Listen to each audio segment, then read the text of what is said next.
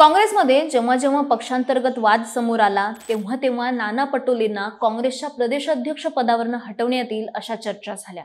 काँग्रेस हायकमांडद्वारे महाराष्ट्र काँग्रेसमध्ये नेतृत्व बदल केला जाईल असंही बोललं गेलं, मात्र तसं काही घडलंच नाही। उलट नाना पटोलेंच्याच नेतृत्वात लोकसभा निवडणुका लढवल्या गेल्या आणि त्यांच्याच नेतृत्वात आता विधानसभा निवडणुका लढवल्या जात आहेत। आता यात भर म्हणजे महाविकास आघाडीत मुख्यमंत्री पदावरनं रस्सीखेच सुरू होती। उद्धव ठाकरे भर स्टेजवरती मुख्यमंत्री पदाचा उमेदवार चेहरा जाहीर करा असं काँग्रेस आणि पवारांच्या राष्ट्रवादीला वारंवार सांगत आले, मात्र बहुमताला प्राधान्य देऊया आणि मग मुख्यमंत्री पदाची चर्चा होईल असं पवार आणि काँग्रेसची भूमिकाही स्टेबल राहिली।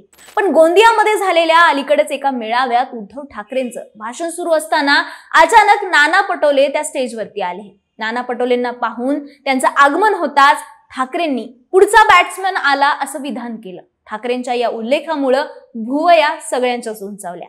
याच कार्यक्रमात या स्टेजवरती भंडारा गोंदियाचे खासदार प्रशांत पडोळे यांनी त्यांच्या भाषणात नाना पटोले पुढचे मुख्यमंत्री होणार असल्याची घोषणाच करून टाकली।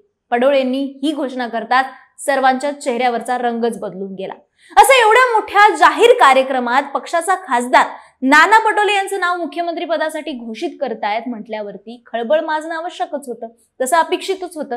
त्यामुळे काँग्रेसच्या मनात नक्की काय सुरू आहे असा प्रश्न पडतो। 2019 मध्ये महाविकास आघाडीच्या स्थापनेच्या वेळेस काँग्रेसने उद्धव ठाकरेंना पाठिंबा जाहीर केला, मात्र आता लोकसभेच्या निकालानंतर आत्मविश्वास वाढलेली काँग्रेस मुख्यमंत्री पदावरती दावा सांगू शकते। तो दावाही सार्थ आहे म्हणा। आधी शरद पवारांनी राष्ट्रवादी या शर्यतीत नाही असं म्हणत बाहेर पडले, त्यात उद्धव ठाकरेंना ऑलरेडी मुख्यमंत्री पद मिळाले, त्यामुळे आता संधी काँग्रेसला असं ठरलं तर बघावं लागतं की काँग्रेसमधनं हे पद जाणार कोणाला। महाविकास आघाडीची सत्ता आली तर नाना पटोले मुख्यमंत्री होण्याची शक्यता आहे का, आणि असेल तर त्या शक्यतांना जवळ जाणारे मुद्दे कोणते असू शकतात याची चर्चा करूयात या व्हिडिओमधनं। नमस्कार, मी मोहिनी जाधव आणि तुमचं लगावबत्तीमध्ये स्वागत करते। सुरुवातीला पाहायचं झाल्यास नाना पटोले यांचा आक्रमकपणा आणि त्यांचा इतिहास हा त्यांना इतर नेत्यांच्या तुलनेत उजवं ठरवतो। नाना 2014 पूर्वी काँग्रेसमधनं भाजपमध्ये गेले।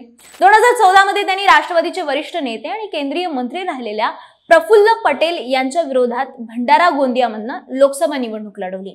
पटेलांना पराभूत करून नाना पटोले जायंट किलर ठरले होते, पण नाना पटोले फारसे भाजपमध्ये रमलेच नाही। शेतकऱ्यांच्या आणि ओबीसींच्या मुद्द्यांवरनं थेट पंतप्रधान मोदी आणि तत्कालीन मुख्यमंत्री देवेंद्र फडणवीसांवरती टीका करत त्यांनी खासदारकीचा राजीनामा दिला आणि भाजप पक्ष सोडला आणि काँग्रेसमध्ये ते गेले।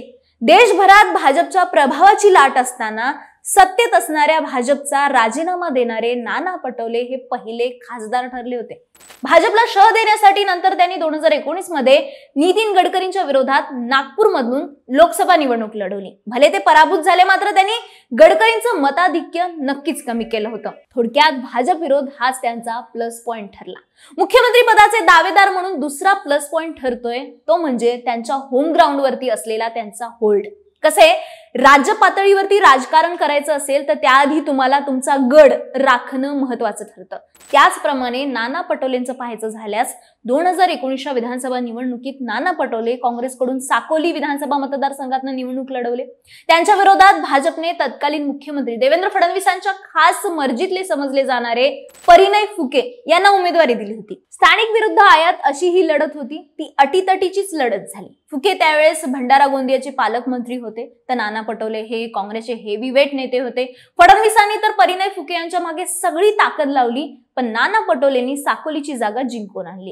या विजयामुळे काँग्रेसमधलं आपलं स्थान अधिकच मजबूत करण्यात नाना पटोले यशस्वी ठरले। शिवाय स्थानिक पातळीवरती पटोलेंनी ग्राउंडवर जम बसवला। साकोलीसह संपूर्ण भंडारा जिल्ह्यात पटोले यांनी जे राजकीय वर्चस्व प्रस्थापित केलंय ते मोडीत काढण्या इतका प्रभावी नेता भाजपला अद्यापही गवसलेला नाहीये, यावरून लक्षात येतं। नाना पटोलेंचं महत्व वाढवणारी आणखी एक गोष्ट म्हणजे नाना पटोलेंच्या प्रदेशाध्यक्ष पदाच्या काळात काँग्रेसने केलेली कामगिरी। राज्याचं प्रदेशाध्यक्ष पद देणं म्हणजे राज्यातील त्या पक्षाची जबाबदारी आणि त्या पक्षाच्या जबाबदारी सोबतच त्या पक्षाचं यश अपयशाचं मूल्यमापनही आलंच। नाना पटोलेंची 2021 मध्ये प्रदेशाध्यक्षपदी निवड झाली। त्यानंतर देगलूर, कोल्हापूर उत्तरची पोटनिवडणूक पार पडली। या दोन्ही जागा काँग्रेसने पुन्हा एकदा मिळवल्या। भाजपचा बालेकिल्ला असलेला कसबा विधानसभा मतदारसंघ देखील काँग्रेसने खेचून आणला, ज्याची चर्चा देशभरात झालेली आणि ज्यामुळे त्या निकालामुळे काँग्रेसचा कॉन्फिडन्स वाढला होता। बरं, फक्त निकालांचं प्रगती पुस्तक नाही तर विधान परिषदेच्या निवडणुकीत नंतरच्या लोकसभा च्या निवडणुकीत जागा वाटपातही पटोले यांनी पक्षाच्या वतीने बार्गेनिंग लावून धरली. पक्षांतर्गत विरोधकांनाही त्यांनी तोडीस तोड उत्तर दिलं. उमेदवार निवडताना सुद्धा नाना पटोले यांची भूमिका निर्णायक ठरली होती. भंडारा आणि गडचिरोलीमध्ये इथं फ्रेश चेहरे त्यांनी दिले. भंडाऱ्याचे प्रशांत पडोळे यांच्यासमोर भाजपचे मावळते खासदार सुनील बेंडे आणि राष्ट्रवादीचे काँग्रेसचे दिग्गज नेते प्रफुल्ल पटेल यांचं तगडं आव्हान होतं. पडोळेंसाठी त्यांनी आपली राजकीय प्रतिष्ठा पणाला लावली. त्यांचे निर्णय अचूक ठरले. खरं तर नाना पटोले यांच्याकडे प्रदेशाध्यक्ष पदाची धुरा आली तेव्हा राज्यात काँग्रेसचा केवळ 1 खासदार होता आणि आता ही संख्या 13 वर गेली. राज्यातील महाविकास आघाडीत सर्वाधिक मोठा पक्ष म्हणून काँग्रेस क्रमांक 1 चा पक्ष ठरलाय. त्यातही नाना पटोले यांनी सर्वात जास्त लक्ष घातलं ते विदर्भातल्या जागेवरती, जिथं एकूण 7 मतदारसंघात काँग्रेसचे उमेदवार उभे होते. यापैकी नागपूर आणि अकोला या मतदारसंघाचा अपवाद वगळता बाकी 5 खासदार काँग्रेसचे निवडून आणलेत, तेही विदर्भातनं. आता विधानसभा निवडणूक देखील नाना पटोलेंच्या नेतृत्वात लढवणार असल्याचं ठरलंय आणि याचा अर्थ काँग्रेस हायकमांड प्रदेशाध्यक्ष पदाच्या काळात पटोले यांनी केलेल्या कामगिरीवरती खुश आहे. याशिवाय आणखी 2 फॅक्टर्स नाना पटोलेंचं महत्व वाढवतात. एक ते विदर्भातून असणं आणि दुसरं ते विदर्भातले ओबीसी असणं. कारण विदर्भात आजवर काँग्रेस पक्ष हा ओबीसीचं राजकारण करत आलेला पक्ष आहे. विदर्भात कुणबी समाजाची लोकसंख्या जास्त आहे. विदर्भ प्लस ओबीसी लाईन या पॅरामीटर मध्ये नाना पटोले एकदम परफेक्ट बसतात. ओबीसी नेते म्हणून जातनिहाय जनगणनेच्या मुद्द्यावेळेस नाना पटोले यांनी विधानसभा अध्यक्षांच्या खुर्चीवरून ओबीसी जनगणनेचा प्रस्ताव केंद्राला पाठवण्यासाठी विधानसभेत संमत करून घेतला होता आणि त्याचा परिणाम म्हणजे ओबीसी समाजाच्या मेळाव्यांमध्ये कार्यक्रमांमध्ये नाना पटोलेंचे आजही आभार मानले जातात. थोडक्यात ओबीसी नेता म्हणून नाना पटोलेंची प्रतिमा ही आजच्या काळात देखील बळकट आहे. पण पटोले जातीने कुणबी आहेत, त्यामुळे मराठा विरोधी राजकारणाचा अनुभव त्यांना नाही येणार आणि विधानसभेलाही काँग्रेसला सर्वाधिक जागा या विदर्भातून मिळत आलेल्या आहेत आणि याच जोरावरती मारोतराव कन्नमवार, वसंतराव नाईक, सुधाकरराव नाईक हे मुख्यमंत्री विदर्भ आणि महाराष्ट्राला दिलेत. त्यात पटोले देखील विदर्भातून येतात. विदर्भ फॅक्टर समजून घ्यायचा झाला तर विदर्भातून विधानसभेच्या एकूण 62 जागा येतात. त्यात 2019च्या निवडणुकीत काँग्रेसच्या 44 जागांपैकी 15 जागा या विदर्भातून निवडून आल्या होत्या. 2014च्या निवडणुकीत हाच आकडा विदर्भातला 10 इतका होता.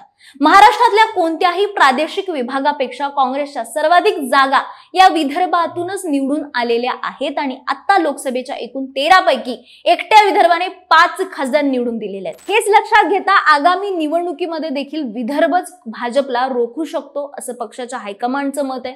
त्यामध्ये नाना पटोले यांच्या माध्यमातून जातीय आणि प्रादेशिक समतोल साधण्याचं गणित देखील काँग्रेसला शक्य होणार आहे. दुसरीकडे राज्यातले भाजपचे मुख्य नेते देवेंद्र फडणवीस देखील विदर्भातूनच येतात. मग अशा वेळी काँग्रेसने याआधी प्रदेशाध्यक्ष असेल, विरोधी पक्षनेता असेल हे विदर्भातूनच दिलेत आणि आता मुख्यमंत्री देखील विदर्भातूनच दिला जाऊ शकतो असं वाटतंय. तुमचं याबाबतचं मत कमेंट करून सांगा आणि अशाच माहितीपूर्ण व्हिडिओसाठी लगावबत्तीच्या YouTube चॅनलला सबस्क्राईब करायला विसरू नका.